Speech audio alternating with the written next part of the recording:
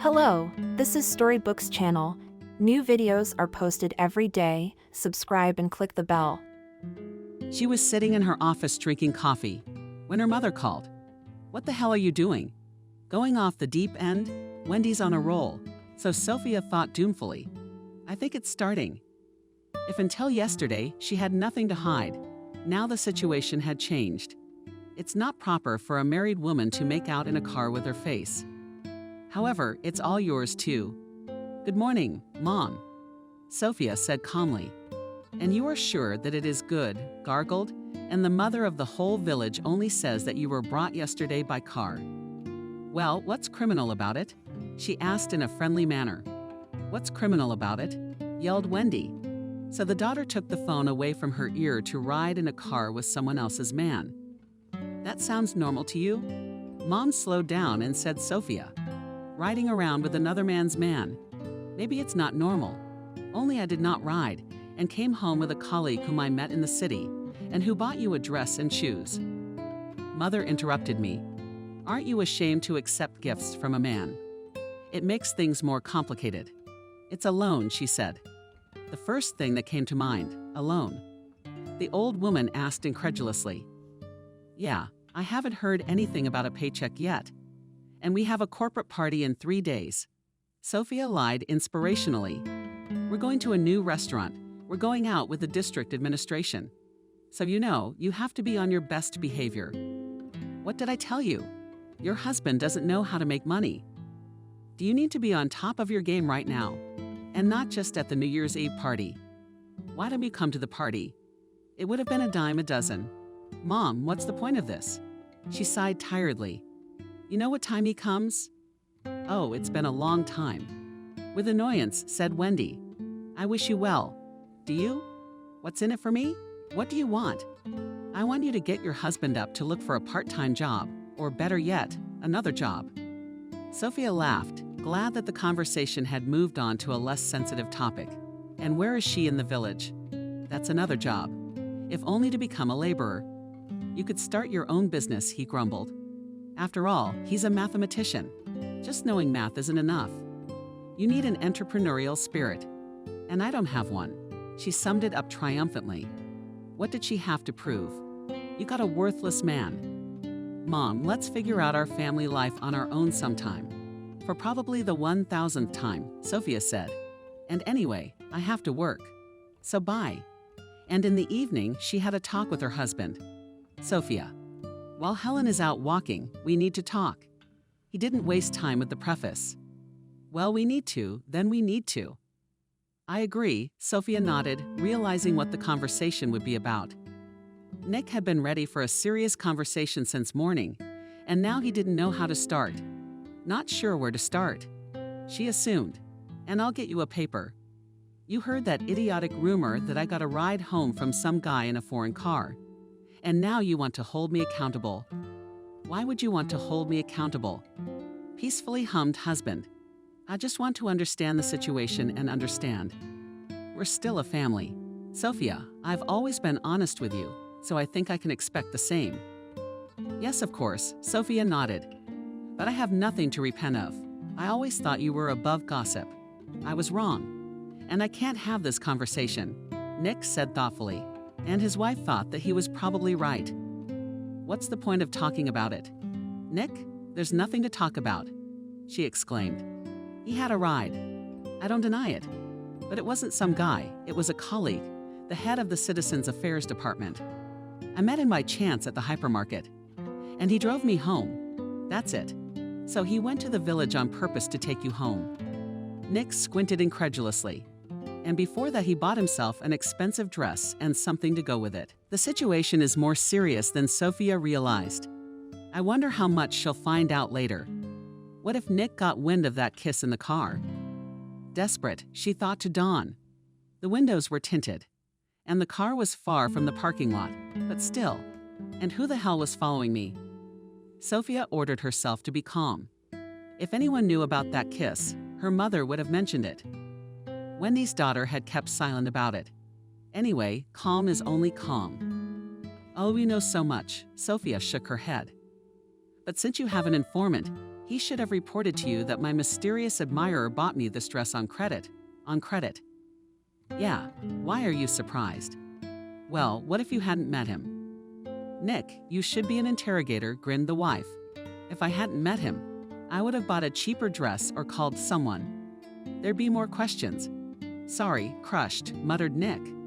Sophia walked over to her husband and stroked his hair. With a smile, she said, "Let's just forget about it. And let it be the worst thing that happened to us." "I agree," he smiled back and intercepted his wife's hand and kissed it. "I see you have peace, friendship, love," cheerfully said the daughter who came in. "Did you expect us to fight here?" Her mother asked with a grin. No, Helen shook her head. It's just nice to see once again that the parents are doing well. The girl undressed and went to her room. "I heard what she said," Sophia said quietly, "so we'll try to fit in." With tenderness, said her husband. Sophia tried her best to fit in and seemed to succeed. She ignored the general message for the entire 3 days, remaining before the corporate party at the restaurant. Parker, the trips to the district administration with Sophia was entrusted to Jenna, arguing that she was busy, which, however, was true. She answered his calls dryly and one syllable, letting him know that they could only have a business relationship and nothing more. And after the new year, the head will come out of vacation, and everything will be back to normal. Good, Sophia thought with relief. It didn't cost me anything. That's just it. The restaurant, where the corporate party was held, had been opened recently, so it looked untouched and somehow uninhabited. Perhaps it was the high-tech style of the place. Sophia suddenly felt like a snow queen in her ice kingdom. Not to give away, only she guessed that the gossip about her and Parker came from the native village council. And now the co-workers were clearly eager for it to continue. Sophia decided she would not give them that pleasure. She kept talking about her work, had fun, danced, enjoyed delicious food and drinks, and did not give away her desire to approach Parker, and ideally to torture herself with him, and repeat that kiss again and again. "May I invite you gallantly," gave her his hand. Michael, the head of the agriculture department, and Sophia nodded with a smile.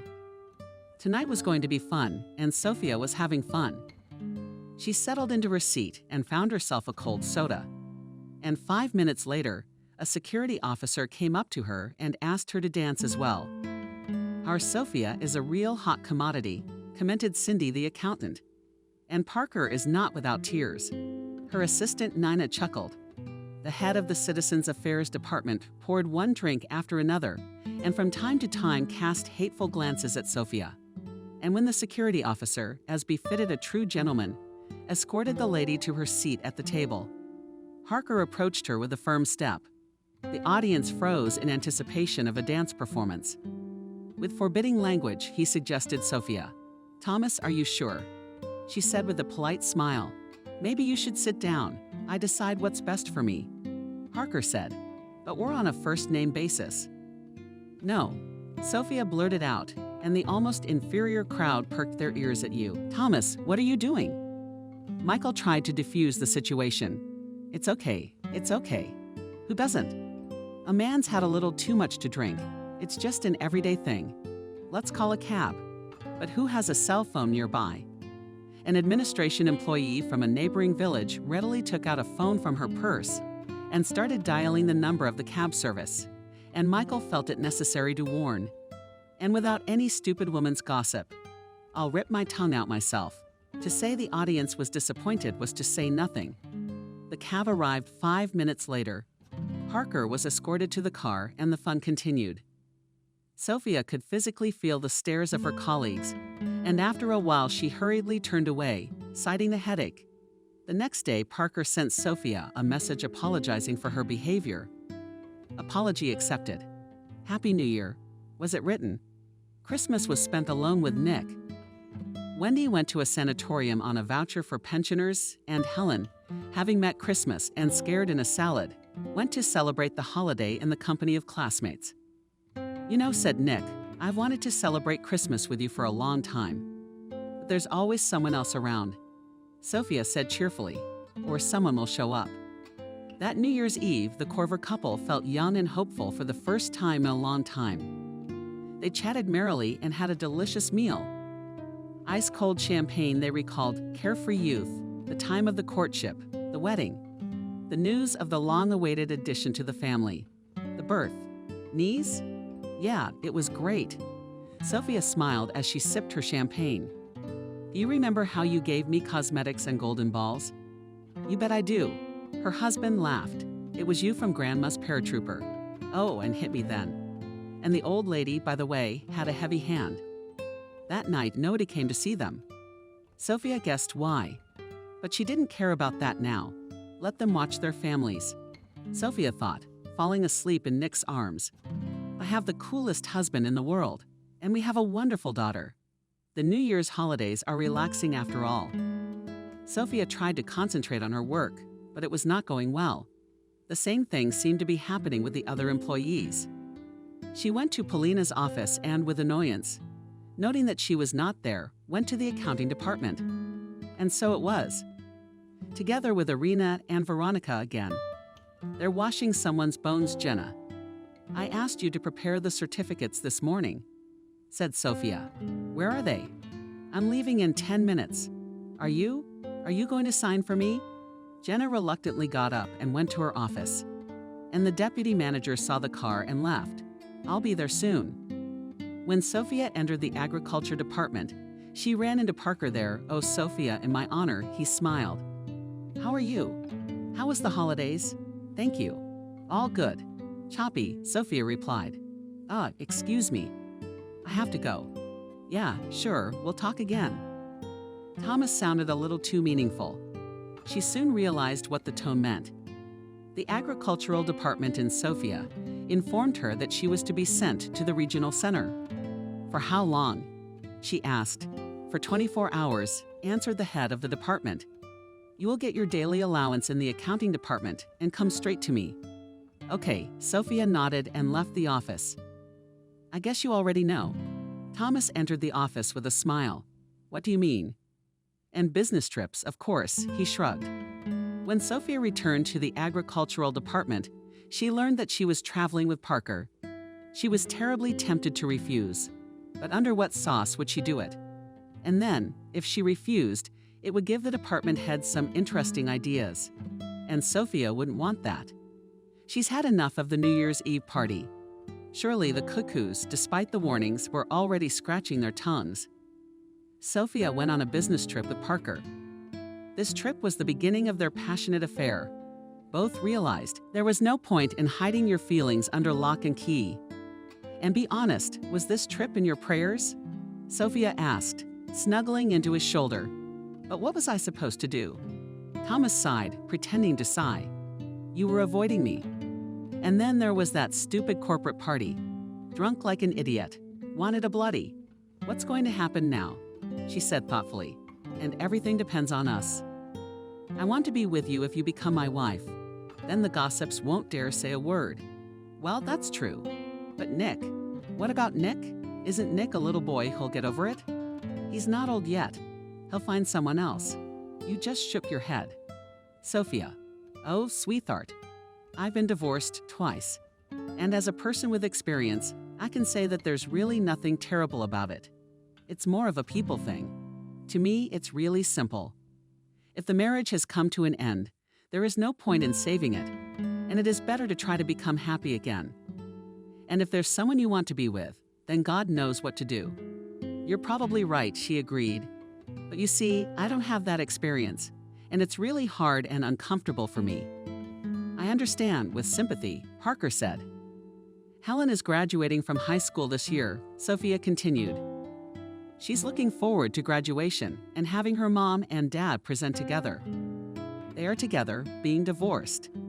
No, Jen, I'm not ready to make that decision yet. You don't have to, he smiled. Just to be near. And there, as they say, there will be a day, there will be food. Thank you for what? For understanding. Believe me, it's not easy for me, Thomas sighed. But I'm willing to wait as long as it takes. A year passed. On Helen's birthday, all the relatives gathered at the Corver house. If Betty held a grudge against her brother, she prudently kept it to herself. She had come to congratulate her niece, and everything else was none of her business except the relatives and closest family friends. The party was attended by half of her classmates, the celebrant, and 2 friends from the university she had safely entered. Nick and Sophia were only too happy to welcome their daughter's new friends into their hospitable home. From the outside, everything looked the same as before, but only externally. Sophia, I was still seeing Thomas, and every day he got more and more insistent that she should divorce Nick and live with him one day. Parker said, I don't know about you, but I'm sick and tired of this conspiracy. What could she say? Sophia was even worse for leading a double life for a year. What kind of nerves do you have to have? Except that sometimes it seemed to Eugenia that it was easier and easier for her. Sophia exclaimed in amazement when the lover voiced it. Do you think I should lie to the man I love in my own way? Yes, I do. At least as the father of my daughter, it's easier. You think so highly of me. That's when they had their first fight. Thomas apologized for a long time. Her heart shook. Then followed a rather long conversation, during which Sophia decided to tell her husband about the divorce when Lemp turned 18. And so that day came, and Sophia realized with annoyance that she couldn't decide to tell Nick about the divorce. Sophia, but no one pulled you by the tongue. Parker pointed out, did you make this decision on your own? I don't want to pressure you in any way. But if you don't do what you said you do, I'll start thinking that you don't know how to keep your word. You're right, she said, but I need a little time. How much time is a little time? Thomas squinted. Zen, but we're not in a market. All right. He held up his hands as if in surrender. All right, I'll wait a little longer. I don't know what you're waiting for. Kate, who worked in the registry office, said perplexed. The women had become friends over the year, and Kate was the only person who knew the details of their relationship. She was Thomas's childhood friend, by the way. Sophia was jealous at first, but then she realized there was nothing to fear. If Kate and Thomas didn't have an affair when they were young or even when they were older, it was unlikely to happen at all. What are you waiting for? She repeated. You love him. He loves you. So what's the problem? Thousands of couples marry and divorce. So you're not the first, you're not the last. Nick, that's a shame. What about Helen? Sophia shook her head at her friend. Do you feel sorry for everyone? But the farther into the forest, the more wood. If you want to know, I've never seen Thomas like that. For him, relationships with women have always been a kind of sporting competition. Really, every woman was like a victory for him. And with you, everything changed and Sophia made up her mind. Nick, we need to talk, she said. Her heart was beating like crazy, but there was nowhere to retreat to. At that moment, Nick was feeling the same thing. All this time, he was subconsciously waiting for this conversation. After all, he didn't live on Mars. However, deep down, Nick hoped that it was just an affair. Sonia will outweigh it, and everything will be the same. Turns out, no. Nick, I'm not gonna beat around the bush. Yeah, around. I'm leaving. Sophia suddenly felt a weight lifted off her shoulders. Wow, turns out this isn't scary at all. What was I expecting? I can't say I'm happy. But now that you've made up your mind, Nick, you're a wonderful you. Oh, don't do that, he wrinkled his nose. As they say, here's God. And here's the threshold, and there's nothing more to talk about. I'm going tomorrow. Not believing her happiness, said Sophia. As you wish. The next day, she moved into town to Parker's house. Come in, he fussed. We're going to celebrate. I'm not divorced yet. Sophia laughed, but it's only a matter of time. Thomas's apartment was spacious and bright, and looked nothing like a bachelor pad. Everything has been meticulously cleaned, interior cut, the work of a top-notch designer. Please, the host pointed toward the hall, where Sophia was waiting for a sumptuously set table. In the very center stood a goose with apples, and there was an Olivier salad, a salad of shrimp, avocado, and egg bindings with a creamy seafood assortment sauce, miniature chocolate cakes with whipped cream. What restaurant did you order from? Sophia asked. What restaurant? Pretend. Thomas was indignant. With the exception of the cakes, I made everything myself. My favorite woman moved in. Good girl. She smiled and kissed him on the cheek. "So what are we waiting for?" "I'm hungry like a wolf." "What will you have?" "Wine, cognac, champagne." "Well, I'll have a whiskey," said Parker, and the lovers began their meal. "How delicious," Sophia said with admiration, tasting the sleeve salad. "It's from Italian cuisine. I like it very much too. Do you know what my dream is?" asked Thomas after the second toast, which was to love. "And what's that?" "To meet your daughter." Sophia's soul was singing. Today she called Helen and informed her of the impending divorce. To her great relief, her daughter was very understanding. "I'll introduce you," Sophia promised. For the second time in the last 24 hours, she was surprised at how simple everything was. But unfortunately, it wasn't. After the divorce, Nick became addicted to alcohol. At first, he'd have a drink or two after work. But as time went on, things took a serious turn. One day, Nick showed up at school with a bad hangover, for which he was sharply reprimanded by the principal. The mathematician apologized and said it wouldn't happen again. "Kelly, he's not really drunk." The vice principal stood up for him. At least the man had some drama in his personal life. Who doesn't? The principal grinned. Even for students was not a secret that Molly has long been unevenly breathing to the math teacher. And here was such an opportunity to win the man of her dreams. And to say the vice principal had been a widow for 6 years. "All right," Kelly relented. "On your, Molly, responsibility. But if this happens again, I'm gonna have to talk to you differently, Nick. I hope you understand what I mean." "I do," replied the mathematician briefly. "Well and good. Let's get on with our work." The incident never happened again. And a couple of months later, after a corporate birthday party, they decided to continue the banquet at Nick's.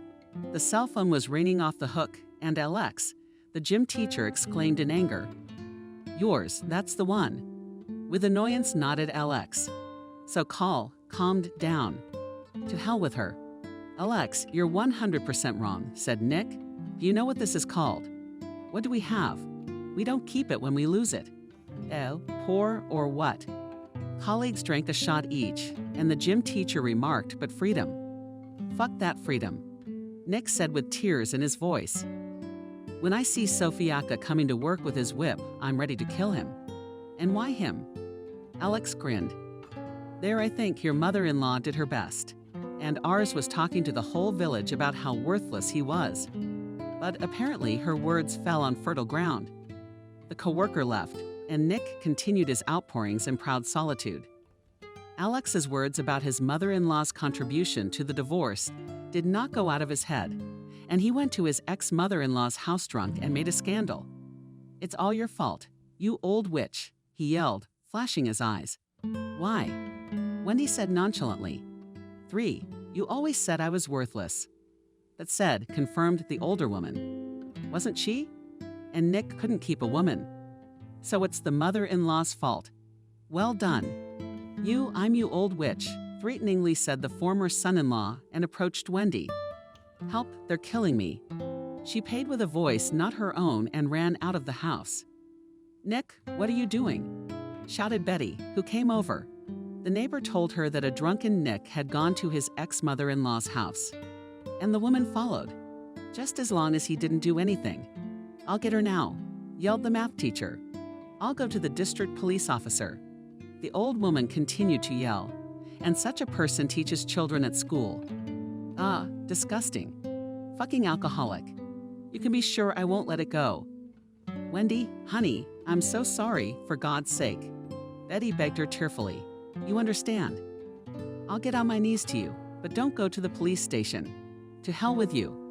The old woman came in with her and, cautiously squinting at her brother-in-law, went into the house, and Betty took her brother home, exhorting him that life doesn't end after divorce.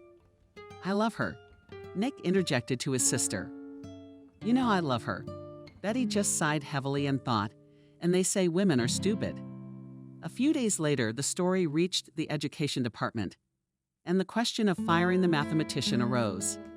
Colleagues were divided into those who argued that such behavior is completely unacceptable for a teacher, and those who supported Nick.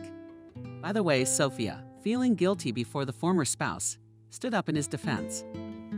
She tried by all means to persuade the education officer not to use such drastic measures. But alas, as a result, Nick was left without a job. He'll be lost, Sophia lamented.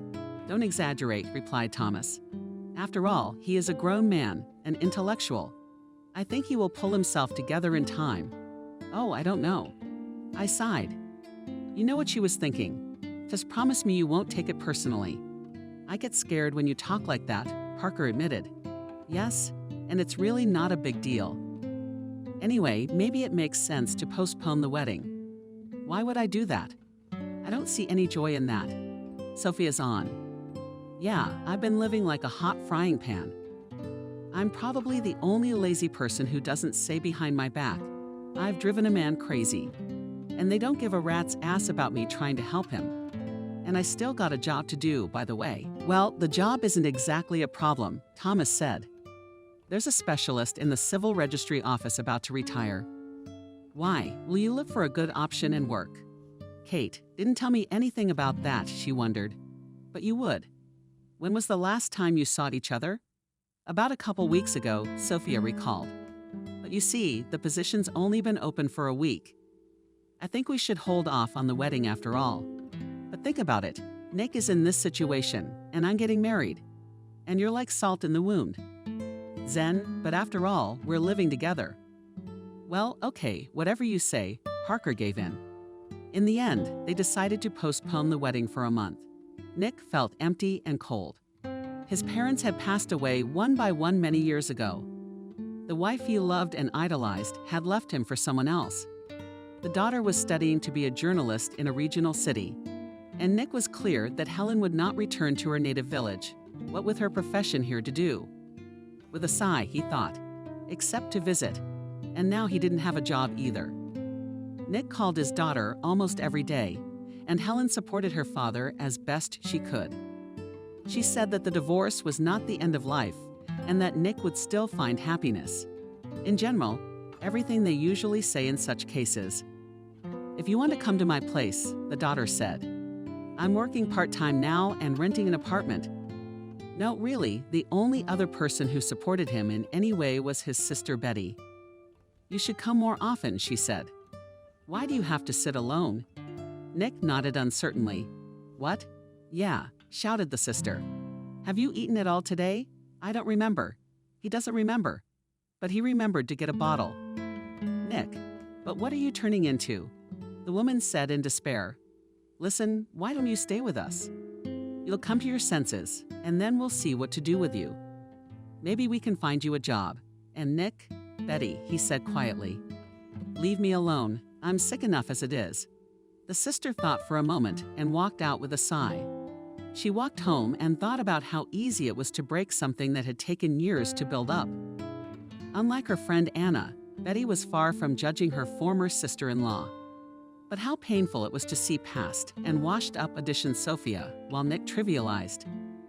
Betty approached the house and saw Anna sitting on a bench. Hi, her friend said with a smile. I'm here to see you. Well, hello, sighed Betty and invited Anna into the house. The women came into the kitchen and the hostess offered them tea. What tea is there? Betty waved it off. There's a lot going on here. And how can it be without special interest? Betty asked. Frankly speaking, she had enough of what was going on in their family. I heard the latest news was righteous anger, exclaimed Anna. Your ex was transferred to the civil registry office. In my opinion, quite logically shrugged the landlady. After all, she lives in the city, and most likely it is inconvenient for her to go to work in the village. But for me, it's much simpler. She just had a guilty conscience, her friend declared triumphantly. So what's the matter? Betty grinned. So she has one. And I'll tell you something else. She postponed the wedding because of what happened to the can. But what a noble thing to do, huh? Anna shook her hands. Yes, they are without a stamp in the passport. They have been married for more than a year, and they live together. Not a big sacrifice. Betty suddenly felt incredibly disgusted. It felt like someone had tainted the air in the house. And you know what, Anne? After a little silence, she said, Go away. She was stunned. I don't get it. Are you defending her or something? Well, Betty didn't expect it. I mean, Nick is your brother Nick's brother. Not only am I his sister, but I'm also a woman. And as a woman, I understand Sophia. Maybe it's not love at all. But right now, at this moment, the pig is attracted to this man. Judgment. Who are we? Life will judge us. You go away. Nick kept drinking. Now he was living on the principle that a day had passed and it was all right. That's how it is. The villagers said. What a good family they had, eh? You can't be sure of anything. It seemed that it couldn't get any worse. But the worst was ahead. Nick, a former non-smoker, picked up the habit. And then one day, what Betty had feared would happen. That night, she couldn't sleep. The young woman, as if anticipating trouble, sat on the terrace and sold not cheerful thoughts. And when Betty smelled smoke, she realized with some sixth sense that Nick's house was on fire. She went to the wicket from where the house where her brother lived was clearly visible and made sure that her hunch was correct. Fire. At the top of her voice wailed Betty and skipped to Nick on the move dialing the emergency number. When Betty ran up to her brother's house, the fire was slowly but surely growing. Without thinking, the woman kicked the door open with her foot. She ran into the house, where she got the strength from. She wet a rag and sold into her brother's bedroom and began to shake him. "Wake up, you idiot," screamed Betty. "Is your house on fire?" Sister forcefully pushed Nick and beckoned him toward the exit. The woman realized that every second counted another tug, and they were outside and just in time to fall to the grass. Betty saw the ceiling collapse. Before she lost consciousness, she thought she had made it just in time. People were running from all sides. The house where Nick had been happy for almost 20 years was extinguished quickly. But to restore it required a lot of money, which he didn't have. In fact, it was not even a question of restoration, but almost a full-fledged construction. Nick moved in with his sister. Michael helped them with household chores, planted potatoes, and willingly helped the children to do their homework. The youngest from the bench had a math problem. Nick stopped drinking. The house Betty lived in with her husband and 2 sons wasn't that big. So Nick couldn't help but realize that he had to come up with a place to live. But what could he think of? The village council only shook their hands, for there were no empty houses in the village. One day, Nick heard Michael ask his wife if he was moving at all. If he'd gone on a shift, it would have been good for him. We're not millionaires. He felt bad about embarrassing his sister and brother-in-law. That's why Nick thought it was a good idea. Except there was no money on the phone to go online, Betty. I hate to ask you for anything, but could you spare some for a poor hobo? 300. He asked his sister. Nick had been calling himself a hobo lately, either jokingly or seriously. What's that for? With suspicion, Betty asked. And has your brother been drinking? Don't worry, you're past that. Nick assured her with a grin. I want to look for a job ad. How long do I have to sit on your neck? Well, I'll get it for you.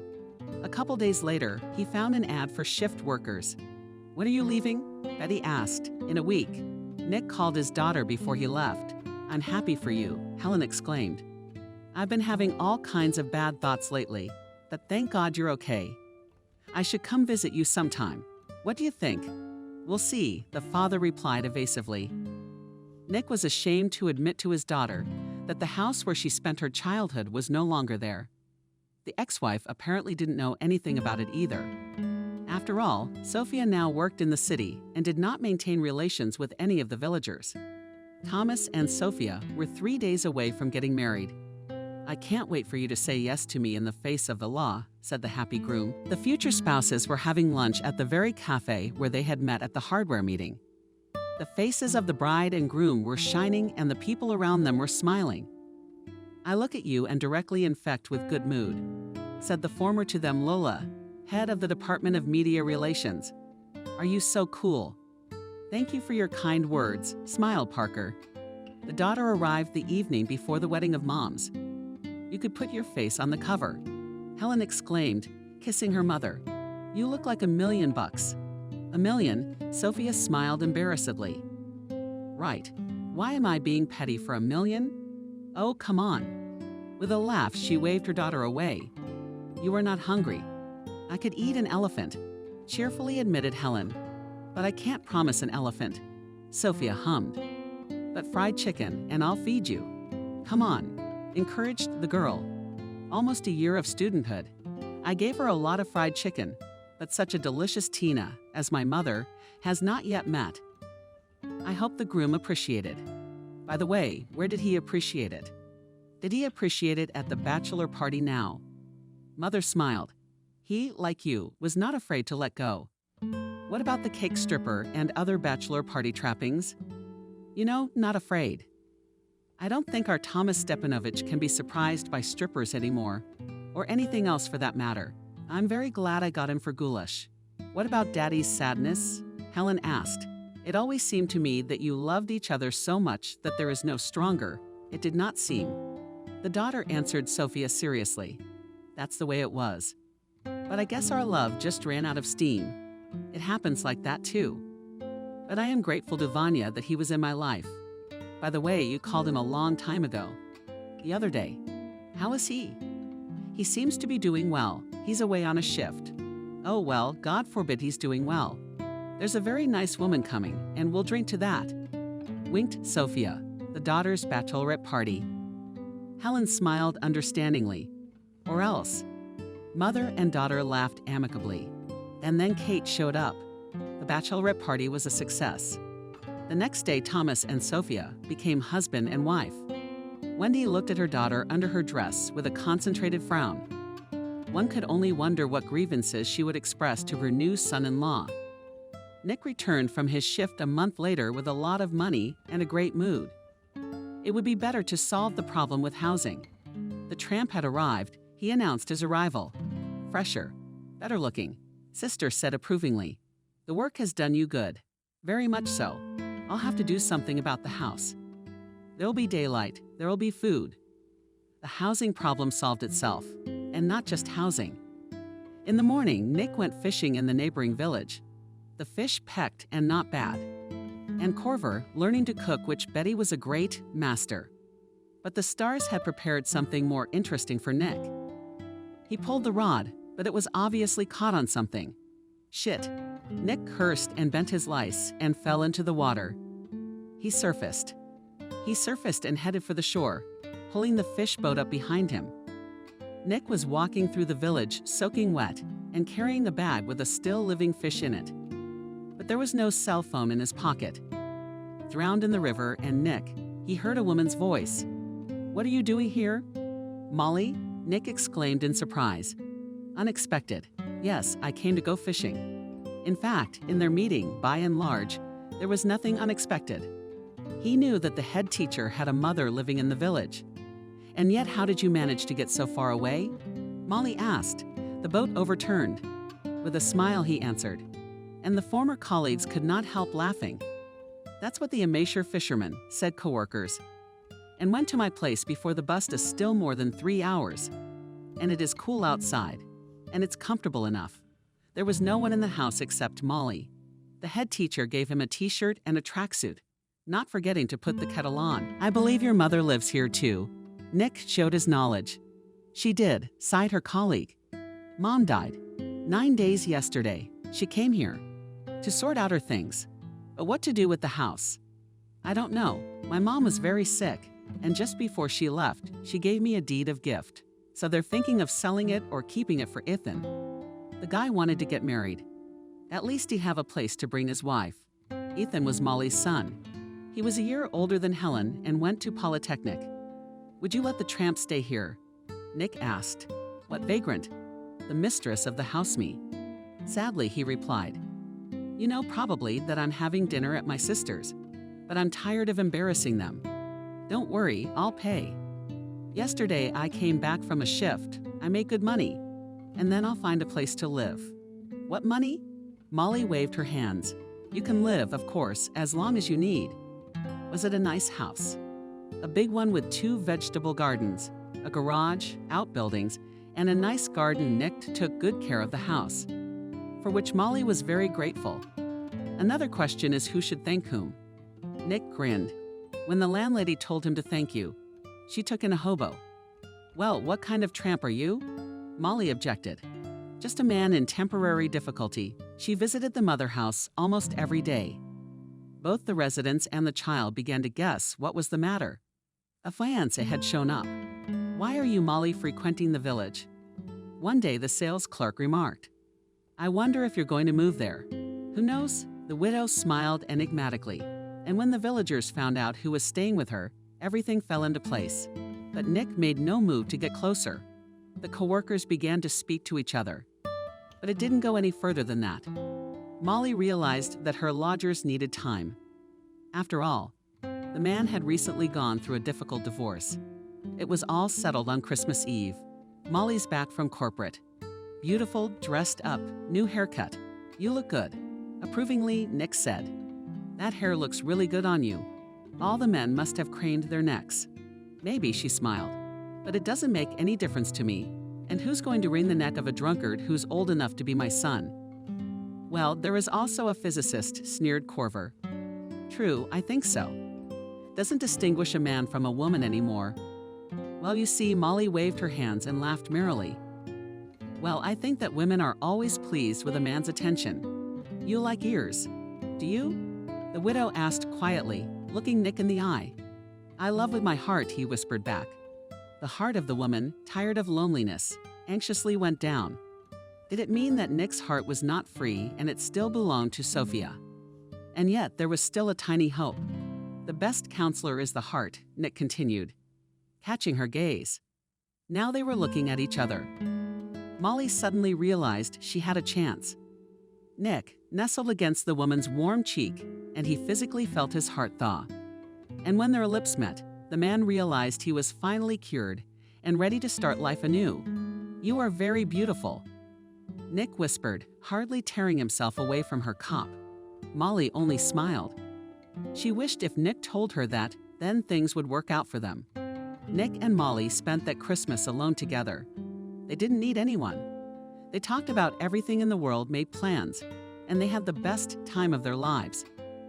"How you celebrate Christmas is how you spend it," Nick said with a smile, pouring the rest of the champagne. "So don't get your hopes up. It's easy to get rid of me. At least for the next year." Outside the window, it was already starting to get matchmaking. And the lovers were thrilled to see not only the coming year together, but also the dawn. Both saw it as a good omen. Could it have been any different on this magical night? "I hope it doesn't happen in the next 20 years. Molly said quietly, snuggling into his shoulder. "Well, that's a bit pessimistic." Nick stretched out with courtly disappointment. "Here's the 30 thing. Molly, well, marry me. I realize I have nothing to offer you yet, but I promise it's only a matter of time. I have grand plans for this year, and shut up," Molly whispered, placing her fingers on his lips. "If you were a beggar, I'd still say yes. I'm not a beggar. It's just him. I'm a tramp. My favorite tramp. To us, to our happiness." They drank champagne and went to bed. In the afternoon, a blizzard broke out. Nick shook his head sweetly. "Shall we shovel the snow?" "And why do you want to yawn on a holiday?" asked Molly. "My joy. It's only half an hour's work. Then it's gonna snow even more. And then you and I will have a drink. Some wine." Nick went out into the yard and took a shovel, as suddenly he saw how the ambulance, which had left from the side of the cabins, drove into a snowdrift and began to tow frantically. The driver got out of the cab and started looking around nervously. The doctor followed him out, and the men began to gesticulate frantically. Nick picked up a shovel and rushed to the car, which was about 200 meters away. "Men. Do you need help?" he asked, out of breath. "How else?" exclaimed the doctor. "There's an elderly woman with a stroke. We can't bring the old lady." The driver got into the car. Nick started shoveling, and the doctor tried to push the car out. "Damn this blizzard." He cursed in his monologue with an expletive. The doctor pushed open the door of the patient compartment. Nick peered inside, and his hair stood on end. On the couch lay his ex-mother-in-law. Her mouth was curved to the left. One eye was closed, the other staring blankly into space. A nurse sat next to the older woman. Wendy blurted out to Nick. "Do you know her?" asked the doctor. "I do," exhaled Corver. "And who is she to you?" "How's that?" Do you have any contact with your ex-wife? No, shook his head Nick. I changed my cell phone not too long ago, but also. And the son, spat the doctor contemptuously. Drunk and sneaking around, I think he'll wake up and not remember that his mother was taken to the hospital, and he flatly refused to accompany. I can tell the daughter. It dawned on him the only number Nick remembered by heart. It was Helen's number. Notified, the doctor asked, and Corver suddenly thought he might not be able to reach his daughter. It's Christmas after all. Young people are out. Can I go with her? Unexpectedly, Nick volunteered. Yes, please. The medic shrugged. The driver continued to slip, and the car moved off.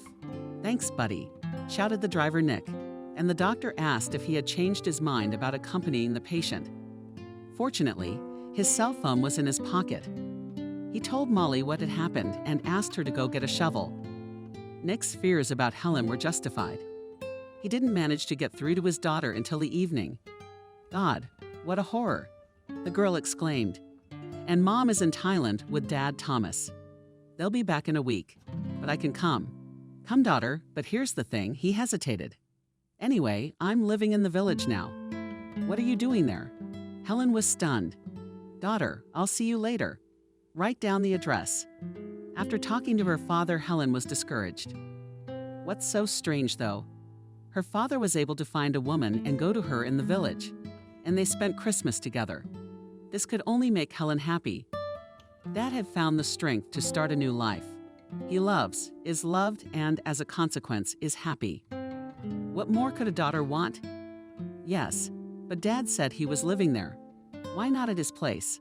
I'll come and see everything with my own eyes.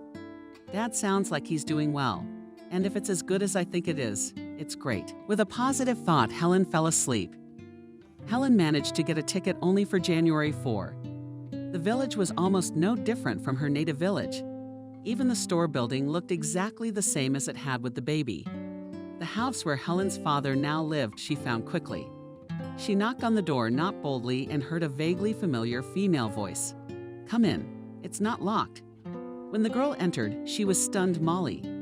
Helen exclaimed in surprise when she saw the head teacher. Yes, Molly, said the woman, embarrassed. That's the way it is. Where's Daddy? Is Daddy coming? There was an awkward pause. And Helen. Nick shouted joyfully and kissed his daughter on both cheeks. Daddy is touched, said the girl, hugging her father. I missed you so much. Me too, Nick admitted. Tears also appeared in the man's eyes. But thank God, you are here. And please come to the table. And yes, guys, let's go to the table. Having coped, finally, with indignation, cordially invited Molly. Dad, Molly, so are you together? With a smile asked Helen. Yes, simply replied Nick. I hope you two are friends. I'm thrilled, assured her daughter. I have 4 parents now, you might say. Sorry, stupid joke. But why? A silly one that doesn't agree with their father's choice. I, for one, am very pleased. After the first glasses were knocked back, and the first hunger was removed, Nick and his daughter started talking about everyday life. How's Grandma doing? Helen inquired. Grandma will now need a nurse and a wheelchair. With a sigh, the father replied. But even that's not the point. Sashka and his heroines don't want to take Wendy away. And why?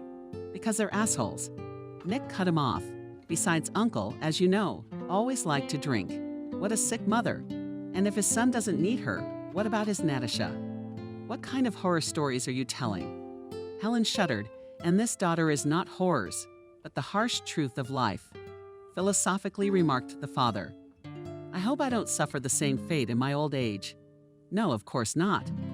Wendy was conscious and already knew that if it hadn't been for her ex-son-in-law, there was no telling how things would have ended. For 2 days, my ex-mother-in-law barely spoke about me. I mean, he saved my life. And I'm fine. Wendy? Nick smiled, squeezing her hand. The main thing is that you get better. Where's Sophia? Asked the older woman. And tears appeared in her eyes. She doesn't ask about Sasha. A thought crossed my mind. So she realizes that her son doesn't need her. Sophia has gone on vacation. How will she come back? She'll be back. She already knows everything. Really, her son-in-law reassured her. A nurse came into the room and said that the patient needed to rest. Yes, of course, nodded Nick, and walked out. He visited Wendy every day, fed the old lady from a spoon, wiped down Molly's cooking, and ducked out after her without complaint. "You're a good man," the ex-mother-in-law said, and Nick smiled involuntarily. If a year ago someone had told Nick that his ex-mother-in-law would say those words, he would have twisted his finger at his temple. What was a year? A week. Nick was pleased to note that Wendy was on the mend. Her speech was no longer so frozen, but her leg paralysis was. As the doctor had assured her, was a matter of time. It was not only the doctor's merit, Molly assured her. A kind word is good for the cat. I think Wendy's quarrelsome nature was a kind of defensive reaction. But I think things are going to change now. Love and kindness works wonders. Hearing these words, Nick remembered what his future spouse had said. It looks like that's the way it's going to be. His Molly is rarely wrong at all. You're a very good man, Wendy repeated. Well, I'm flattered, Nick replied. Sentimental impulses. A few days later, Wendy was discharged. A couple of days before the discharge, Nick called his ex-wife, and Sophia assured him that she would take her mother back to her house. Admittedly, honestly, Corver was dreading this conversation. He himself could not understand the reason for his fear, but the fact remained. When Nick heard the voice of his ex-wife, he was surprised that he was absolutely not excited. They had a very nice conversation, and Nick even told his ex-wife that he would soon get married. Well done, Sophia said approvingly. I hope it's a worthy woman. You bet she is. I know her, the ex-wife inquired. Answered Nick with a grin. Molly, the vice principal. Oh, come on. Well, congratulations. You're gonna invite me to the wedding. Well, why not? The former spouses warmly said goodbye, and Nick felt as a mountain fell off his shoulders. Why, I wondered, was he afraid? As Parker gently coaxed his mother-in-law into the car.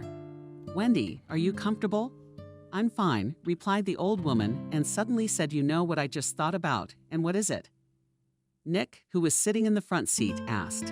That both my sons-in-law are good people. Sonia has good taste after all. Both sons-in-law, as if on command, laughed deafeningly. Molly, who was sitting next to Wendy, also smiled. We try, Thomas said cheerfully and started the car. And waiting for her at home were her daughter, granddaughter, and a holiday dinner. 3 years later, a few days before the defense of the diploma, Helen felt indisposed. Everything pointed to the fact that the future journalist is in an interesting position. When the test showed 2 stripes, Helen cried. What are we crying about? He asked.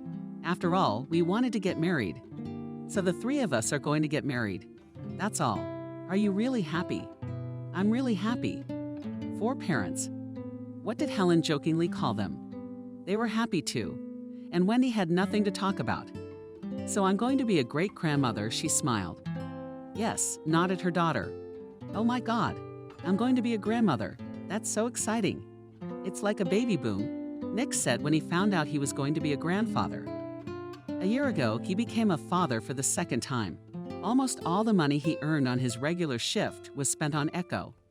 And in the end, Nick and Molly became parents to an adorable little dumpling.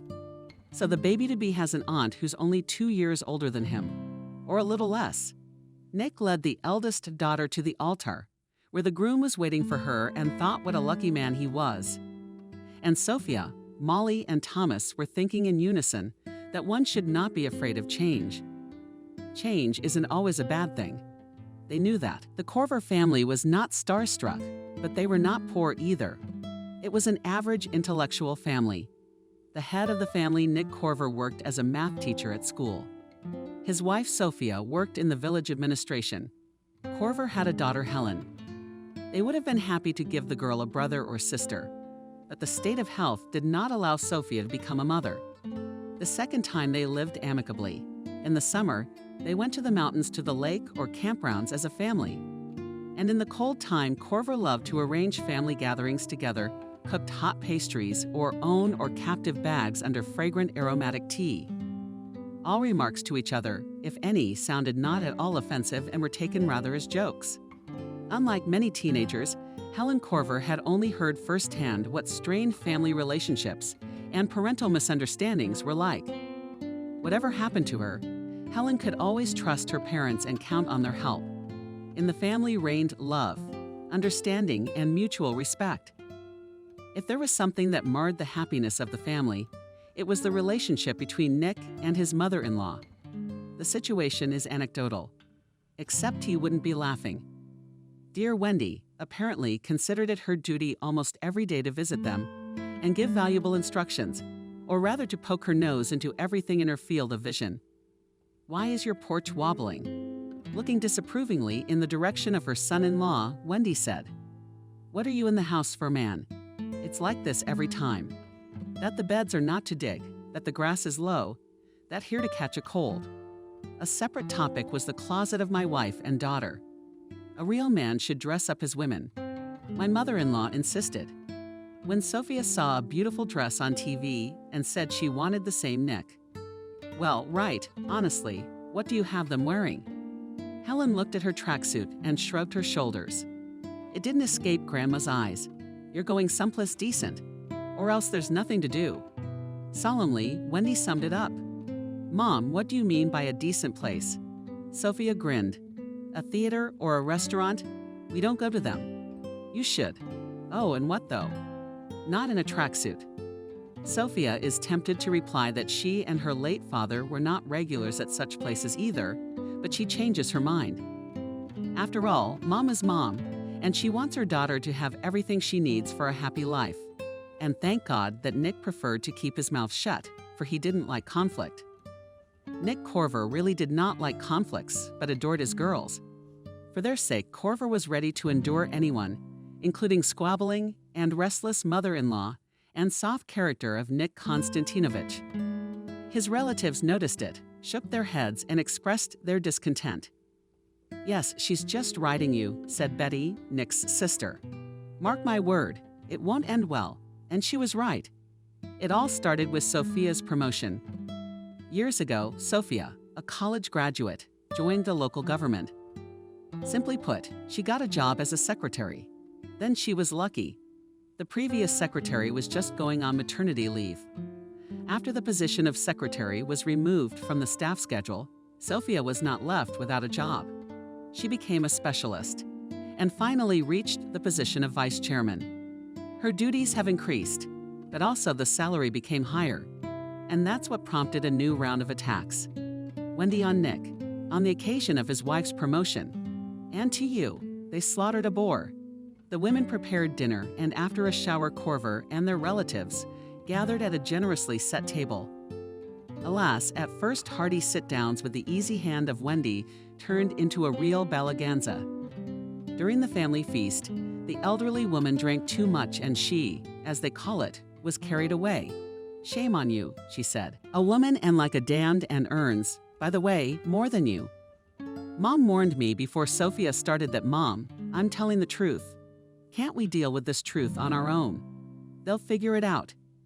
Nick, do you really like your job? I like it, my son-in-law answered briefly. But I like it even more when my wife earns good money.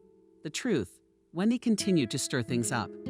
God, exclaimed Helen and grabbed not a single piece of meat pie and a glass of tea, went to her room. But what's rather reproachful?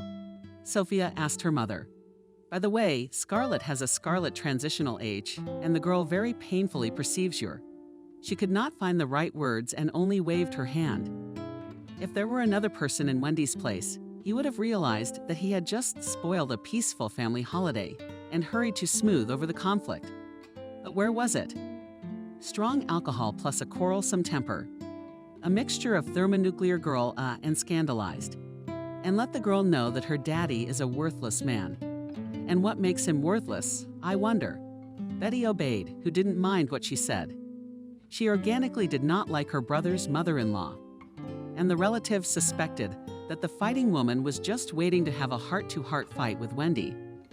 Those present froze in anticipation of not a weak performance and were not at all deceived in their expectations.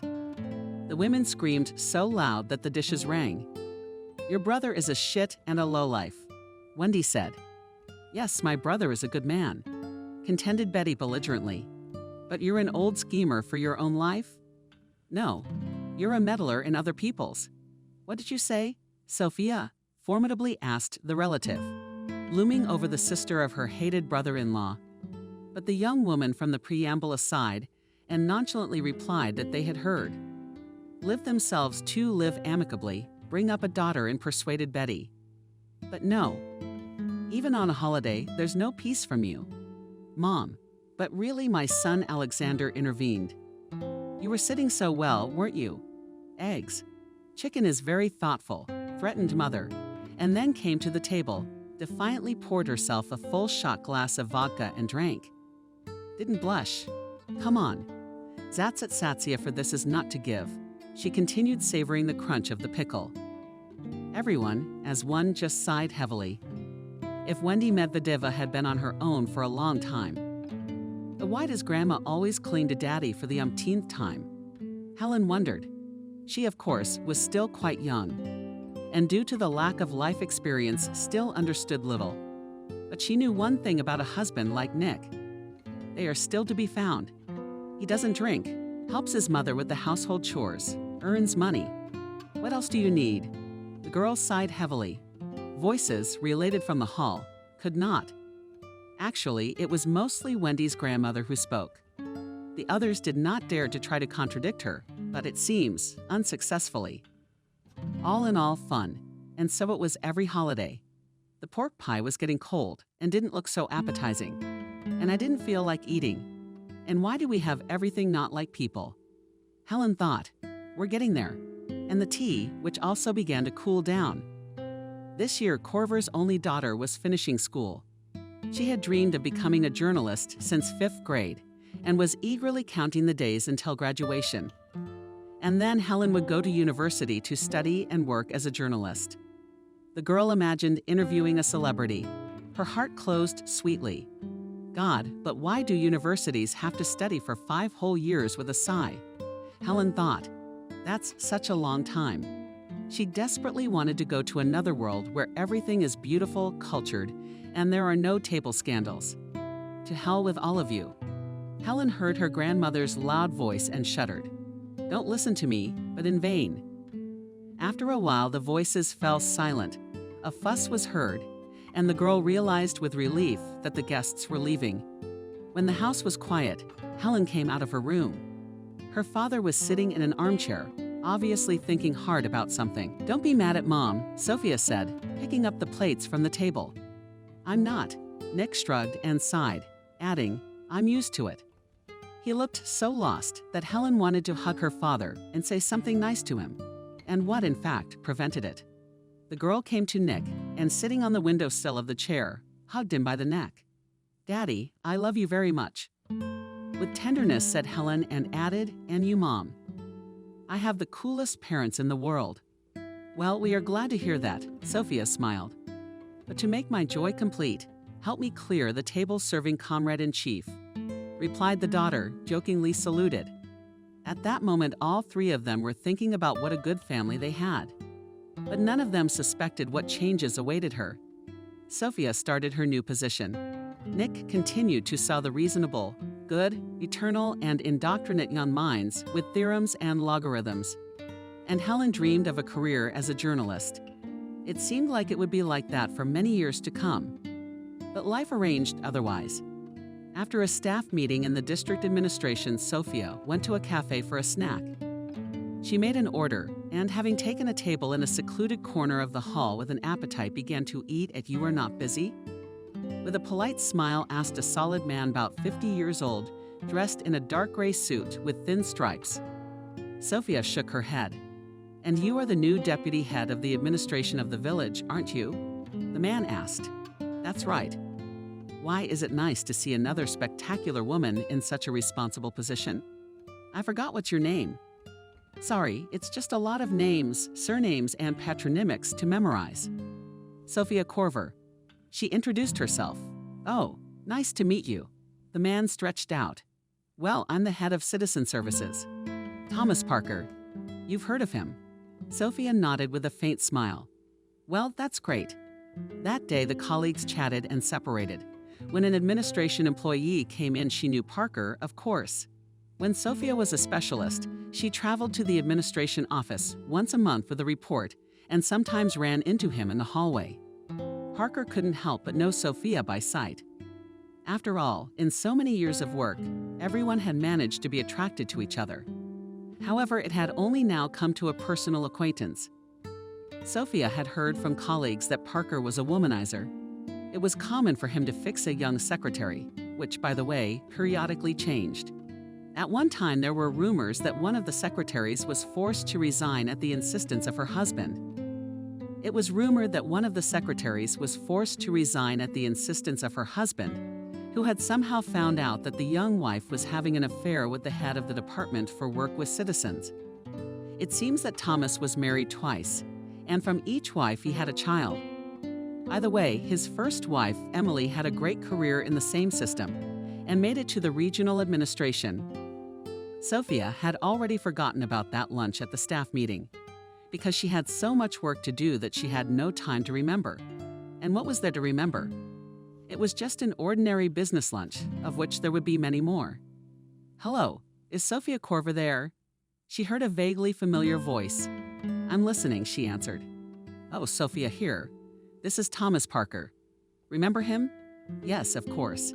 In a discreet, businesslike manner, Sophia replied, "What do you want?" "I'd like to make an appointment with you," in the same formal tone, he said, and felt it necessary to add. "A business meeting, of course. Your head is on vacation." "On vacation." She confirmed it. "Well then, all questions I solve with you as with, and oh, okay. What is it you'd like to discuss with me?" "Sophia, don't get your hopes up." With a slight chuckle in his voice, Parker replied, "We'll talk about it when we meet. I'll see you at 3 p.m. When Sophia went to the reception desk, the receptionist was absent. Strange, she thought, and knocked quietly on the office door. "Yes, yes," Sophia heard, a cheerful voice. Parker, and opened the door. "Sophia, you've already arrived," he asked, and pointing to a soft chair next to a beautifully shaped magazine table, gallantly spoke, "Have a seat." "I will now." Sophia obediently sat down, and Thomas went into a funny room, which apparently served as a kind of kitchen, and came back with the payment and a bottle of champagne, not cheap, by the way. But there, he smiled. "That seems to be it now. What's all this for?" Sophia asked, and looking at the table, in the very center stood a small fruitcake, which, as far as she knew, could only be purchased in a restaurant. In addition to the cake, there were caviar cakes on the table, 3 different salads. What for? Thomas smiled broadly. "It's a business meeting. I find it easier to solve issues at a set table, so to speak, in a trusting atmosphere.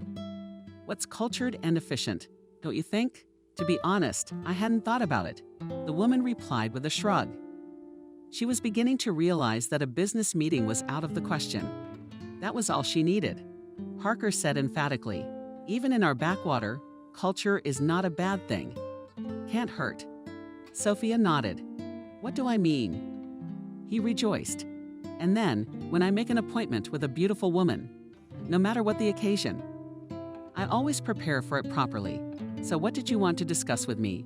She took the bull by the horns. She didn't like this business meeting. What if, God forbid, someone found out about it? A lot of things. Sophia replied nonchalantly to the head of the Citizens Affairs Department. For example, about how to raise the standard of living in the neighborhood. "And you want to discuss it with me personally," she grinned. "Why not?" And Parker steered the gas. "You live in cubicles, and therefore you know the problems of the village firsthand, don't you? Well, that's just it. Champagne, pouring. And what am I really boring?" Sophia thought. After all, a new position is not only new responsibilities, but also new opportunities.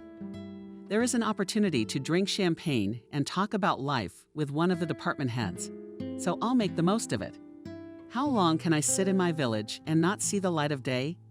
And if anyone sniffs, I have nothing to be ashamed of. If I don't allow it, it won't happen. I'm not a young secretary. That's the spirit," approved Parker, and poured champagne into glasses. Well, very tasty. With a smile, said a colleague. A nice drink. I love it. I love it too, he nodded. You eat salads.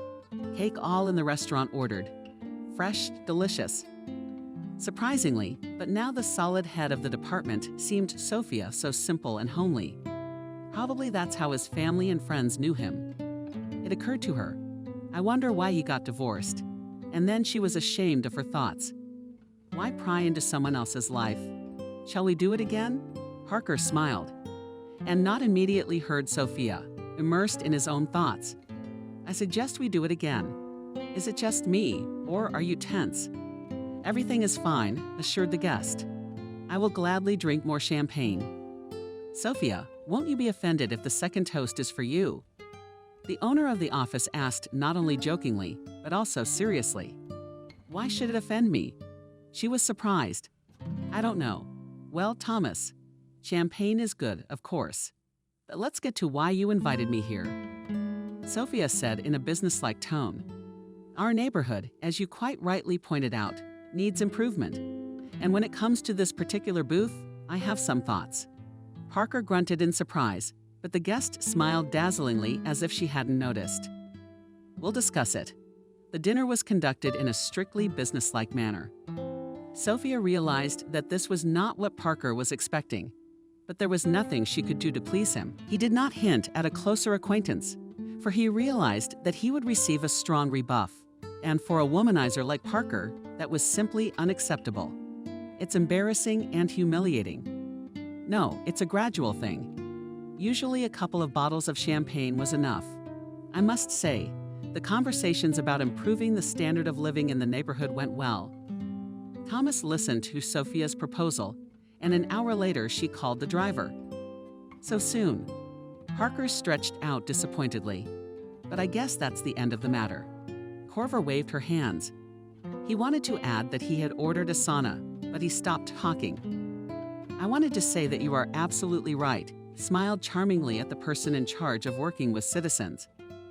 I will certainly take into account all your wishes and, as they say, let's get to work. When the driver pulled up, Parker escorted Sophia to the car like a true gentleman. He wanted to kiss her hand, but came to his senses in time. Why gossip? It was one thing to spend time with a young and free employee like him, and quite another to spend time with a family woman, the deputy head of the administration. Parker gallantly opened Sophia's doors as the car moved off, admiringly thought this woman. Parker went up to his office, poured champagne, and thought deeply. The head of the department clearly understood this woman. He had a great hookup with his second wife, the same one who had a great career. Thomas had divorced 3 years ago and was no longer eager to remarry. Why should he? He never saw a woman as a free cleaning lady or a cook, but from time to time he thought there was no need to marry. Parker was clean and, as far as time allowed, did not neglect cleaning. In addition, he was a good cook and knew a dozen interesting recipes for those who do not have time. And lately, Thomas was often ordering food from a restaurant. That's funny. What about the automatic washing machine?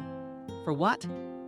Well, as for natural male needs, women who are ready for anything have not yet outlived someone, and serious status did not stop someone, not to mention young secretaries. Those, however, had their own interest in advancing their careers. But here Parker had an iron principle: he never made patronage to any of his own for chills. Have you tried studying? Lovely ladies. Parker had a daughter growing up from his second marriage. If he suddenly found out that Mila was trying to make a career through bed, she would be in trouble. He'd known Sophia Corver for a long time, but he'd hardly ever crossed paths with her. They used to say hello in the corridor of the district administration. Sophia was a good-looking woman back then. But he had plenty of that goodness, and he had plenty of that goodness. Thomas Parker knew perfectly well that he was considered a womanizer and did not deny it. But the people around him were wrong about something. Parker did not chase every skirt. Some quite pretty women didn't stand a chance. He didn't like or recognize vulgar and mercantile individuals at first sight. Young duck secrets didn't count. After all, youth and freshness are beyond competition. When Sophia was appointed deputy chairman of the village council, he considered it the right decision, Corver was not only an attractive woman, but also a conscientious worker and undoubtedly deserved the promotion. And after socializing with Corver, he appreciated her in every way. Suddenly, Parker thought that with such a woman I would like to live the rest of my life. And was surprised to think, what about his love of order? A culinary talent, a car, a machine, and a bunch of ladies for lovemaking. It's an interesting question, of course. The head of the Citizens Department suddenly laughed, to think he had been discovered, but not quite discovered. But for the first time in his life, a meeting with a woman had not gone according to the Parker's scenario. And yet, despite this unfortunate circumstance, the mood was great. He'd enjoyed himself, and that was worth a lot. And as for the rest, well, as they say, there's bad luck for old men. And then Thomas Parker is not used to giving up without a fight. The more difficult the task, the more interesting it is. The head of the department drank champagne and ate cake. And looking at his watch, he called the driver. "Would you be so kind as to sign this?" He said, "The traffic will start soon, and I'm tired as a dog." "Okay, Thomas. And your application is accepted and will be considered within 3 working days," said Sophia to another visitor. Goodbye, replied pensioner Frank. Sophia's head had been spinning all day since that private business meeting at the district administration a week had passed. Memories of it made Sophia smile.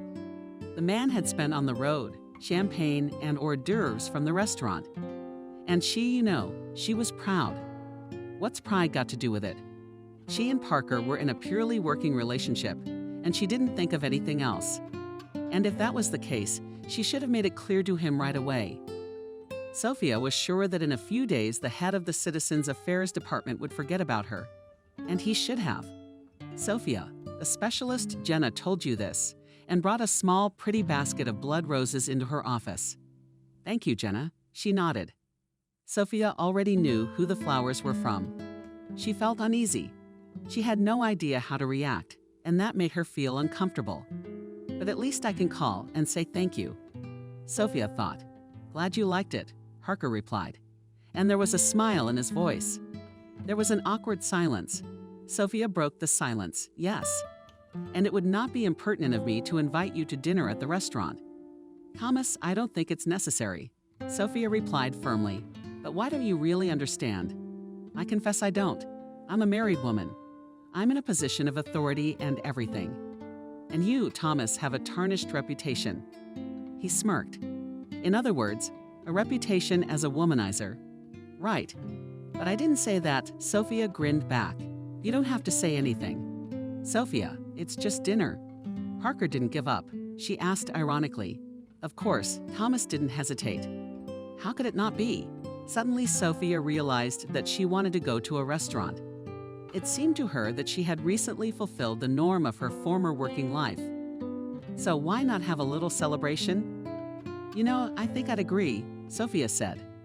True, Parker sounded genuinely happy. She thought again that the head of the Citizens Affairs Department, whom the neighborhood knows, and the one who was talking to her at that moment were 2 different people. "Yes," Sophia replied discreetly. "Wonderfully received, Parker." Businesslike tone. "My driver will pick you up for bed at 5, she asked fearfully. "Yeah, what's the big deal?" "What time do I get home?" "Oh, Sophia," the colleague laughed. "You probably haven't heard anything yet. He has irregular working days, which is a common thing in your position. A working moment. Yes, only there's something else." "There's nothing." Sophia wanted to say that she didn't have the right dress, but thought it was unnecessary.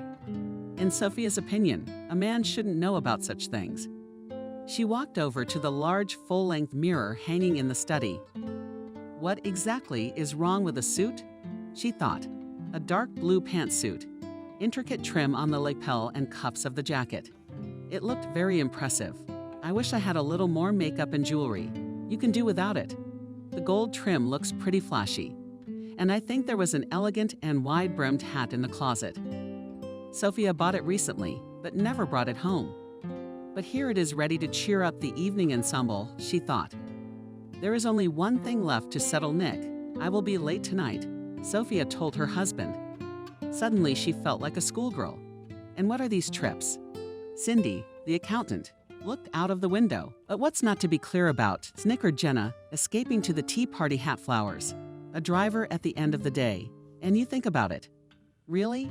The elderly accountant gasped. And I thought she was decent. She has such a good husband. A daughter. Well, give a man a diplomat, and he'll show his true colors. And everyone knows what goes on upstairs. They're all related, for God's sake. The specialist ranted. But our doggy's got it. That's right, the accountant nodded. Well, and then the sight of the little one, it seems, did not go in vain. After all, she's always oppressed Nick. Here is the result. Yes, Cindy sighed. And what a nice family they were, weren't they? Every dog in the stalls knew about the relationship between the math teacher and his mother-in-law. Moreover, it was one of the most discussed topics in the store, in the nurse's station, and of course, in the village administration. Well, now Sophia's colleagues had something to discuss. And in the light of recent events, it looked a little spicy. Cindy, please. Jenna rolled her eyes. Why worry about them? Nick, if anything, who will be there to comfort them. Everyone knows the vice principal's got a crush on him. Molly's a very attractive woman, by the way. Not like our duck. Yeah, it's like Santa Barbara all over again. The women laughed merrily and continued to grind the bones of the deputy head and the rest of the villagers. Sophia, I'm speechless. Parker exclaimed. I didn't mince words. Are you charming? Thank you, she smiled. What's the harm in that? It was a pleasure. But at the same time, a strange uneasiness settled in her soul. Maybe it was a premonition. What will you have to drink? Thomas asked. At your discretion? To be honest, I don't know much about wine. Then I'd recommend a Spanish wine, very bright, very tasty. Well then, let's have the Spanish wine. Sophia nodded. They drank the wine, which indeed turned out to be amazingly tasty. Ate shish kebab of sturgeon with spicy sweet sauce, and talked about everything in the world. Parker proved to be an interesting conversationalist, and the time flew by in a flash. My God, it was already 9:30. Sophia gasped, looking at her watch. They'll be worried at home. Thomas nodded understandingly. Well, of course, she replied and went to her purse for her phone. Where the hell did it go? Sophia cheerfully turned to her colleague. Wait a minute. Sophia waved Sophia away with annoyance, intending to dump the contents of her purse on the table. Sophia mockingly held out Parker. I apologize profusely for interrupting what appears to be a fascinating pastime, but maybe you're looking for this. He pointed with a smile to Sophia's cell phone lying on the table. And both of them, without conspiring, spluttered. Cheerfully, she said, Husband, you have not lost me. Well, great, I'll be there soon. Love you. Parker felt a prick of jealousy and sadly stated, well, I guess the banquet is over. Sophia waved her hands. It can't be helped. They're waiting for me at home. Well, if they are, when she entered the house, her husband was awake.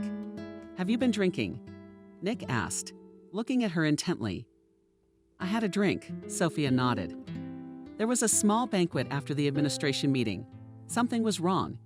Was it Nick's imagination, or was there a challenge in his wife's last sentence? Why not? He shrugged. You're entitled. You weren't brought here under the arm. Yeah, the wife muttered. I'm sorry. I'm tired. Let's go to bed.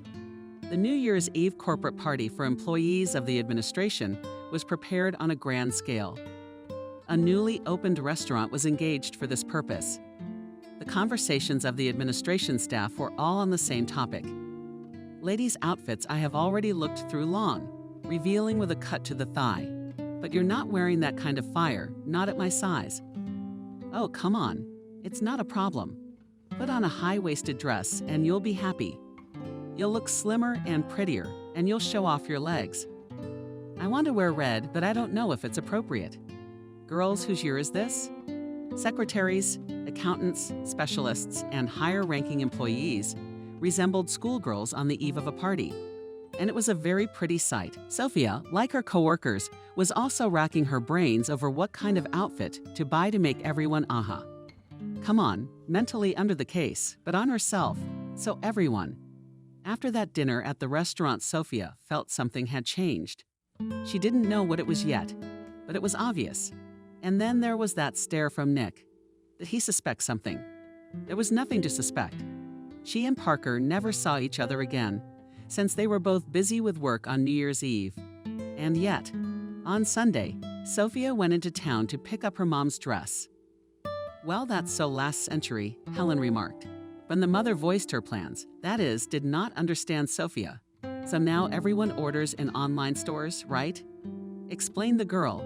"Yes, but what about trying it on?" "So it can be done at the point of delivery." "Maybe," Sophia grinned. "But I'm used to the old-fashioned way. You should." "I will keep up with the times," she smiled and went outside. The weather was fantastic. It was warm and the snow was falling quietly. "I wish we had this kind of weather at Christmas," Sophia thought dreamily and frowned. Most of the time the holidays were a challenge to her psyche.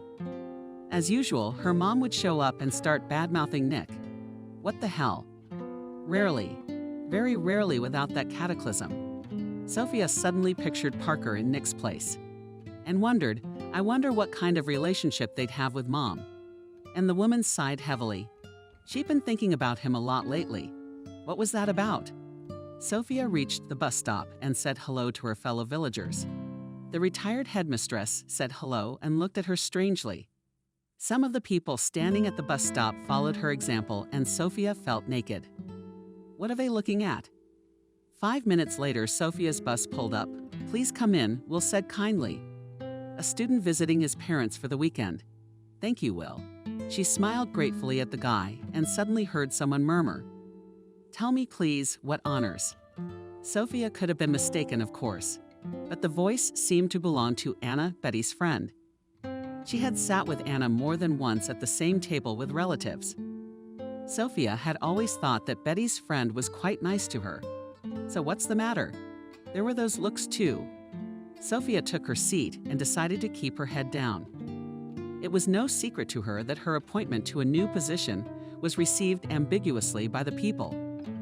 Many were genuinely happy for Sophia, noting that but she deserved the promotion.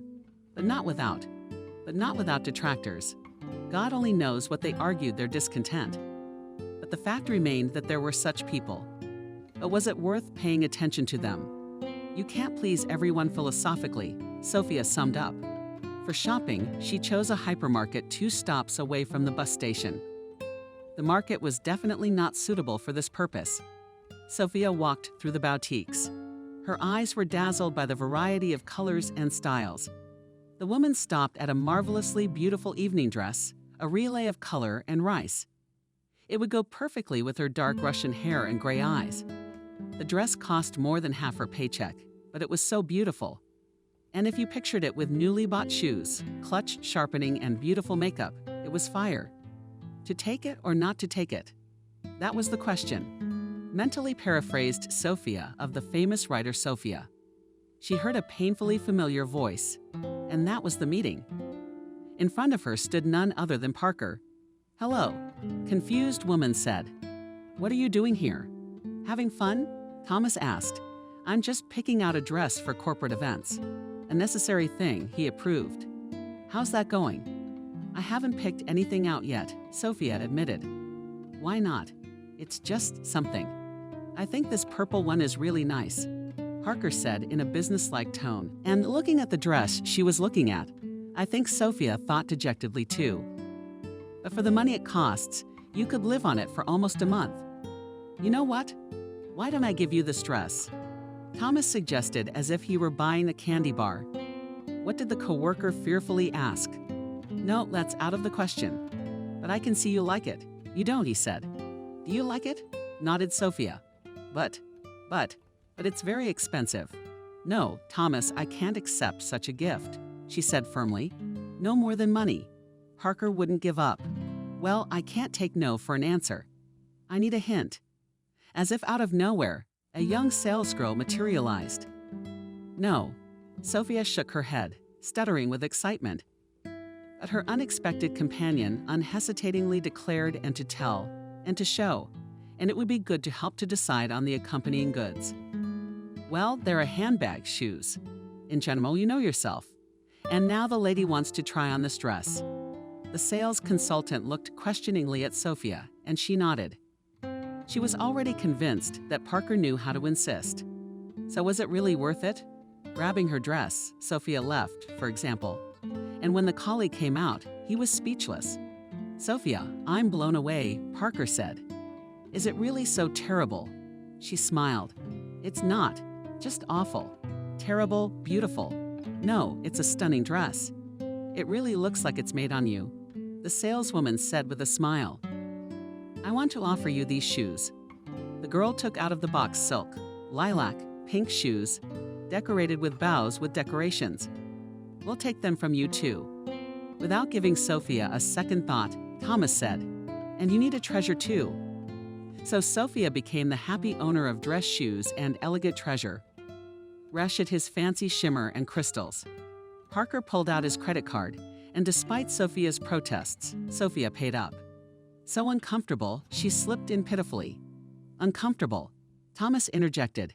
He looked at her strangely. "Yeah, and if I offered to take you home in my car, that would be awkward too." "And you want to suggest it," said Sophia in a thin voice, "and not just suggest it." Parker nodded and added, "I'll insist." "And not just suggest it." Parker nodded and added, "I will insist." "Then you'd better say yes right away," she grinned, determined to pay him back for all this splendor at the first opportunity. Right. The colleagues left the hypermarket, not realizing that she was watching them. Cinderella's friend, Sophia. "Here is my carriage," Thomas said proudly, opening the door. Parker drove a dark cherry-colored Ford. The car looked brand new. He added, as if reading Sophia's mind, "It's beautiful." "I like it too," Parker nodded and sighed, asking Sophia, "Don't you think something is happening to us?" Actually, she didn't think there was anything going on with them. But Sophia was more worried about something else. "What to do about it? I don't know," she said quietly. "Not true," Parker whispered. Leaning toward Sophia, he gently took the woman's chin and looked into her eyes as if asking her something. Sophia covered her eyes for a moment, as if answering him yes, and in just a second, they broke. "Oh, like schoolboys," Parker laughed a few minutes later, and Sophia was in complete agreement with him. Now she felt like a schoolgirl who had kissed for the first time in her life, and now she was afraid that her mom would find out and scold her. Except that it was not only about mom, but also about her husband and daughter. It was about them first of all, though it's unlikely the mom is either. Wendy, despite the contrast with Nick, would approve of her daughter's behavior. And so it was when Parker brought Sophia home. Her husband wasn't with her daughter. That was good for her. It was embarrassing to face them. And the next day, it seemed that everyone in the village knew that Sophia Corver had come home with some guy in a car.